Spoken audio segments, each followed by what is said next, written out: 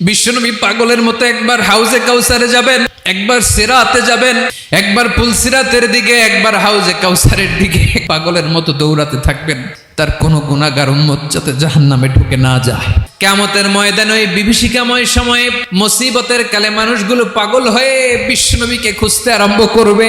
সবাই মিলে বিশ্বনবীর কাছে যেয়ে বলবে, ইয়া রাহমাতাল লিল আলামিন, দেখেন আমাদের কি অবস্থা, কি কঠিন বিপদে আমরা আছি, দাঁড়াতে পারি না, সূর্যের আলোতে ঘেমে হয়রান।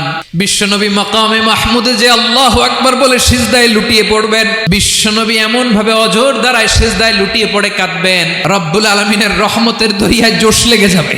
রব্বুল আলামিন এই দৃশ্য দেখে সহ্য করতে পারবেন না। রব্বুল আলামিন বলবেন, ইয়া মুহাম্মদ ইরফা রাসাক, ও নবী আপনি মাথা তোলেন, আপনার কান্না আমি সহ্য করতে পারি না, আজকে আপনি যা চাবেন তাই দেব।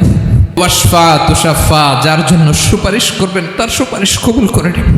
নবী মাথা তুলবেন, তুলে বলবেন, রব্বি হাবলি উম্মতি, আল্লাহ তুমি আমার গুনাহগার উম্মতকে বাঁচাও। এই দুনিয়ার বুকে রব্বুল আলামিন সব নবীকে একটা করে দাওয়া মুস্তাজাবা দিয়েছেন, মানে যে দোয়া করলে কবুল হয়ে যায় সাথে সাথেই দাও বিহা। দুনিয়ার সব নবীরা ওই দোয়াটা দুনিয়ায় করে ফেলেছে।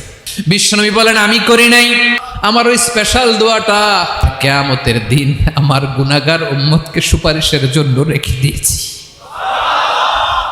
আমার যে উম্মতের হৃদয়ে যাররা পরিমাণ ঈমান আছে, আমার একটা উম্মতকেও তুমি জাহান্নামে ঢুকাতে পারবে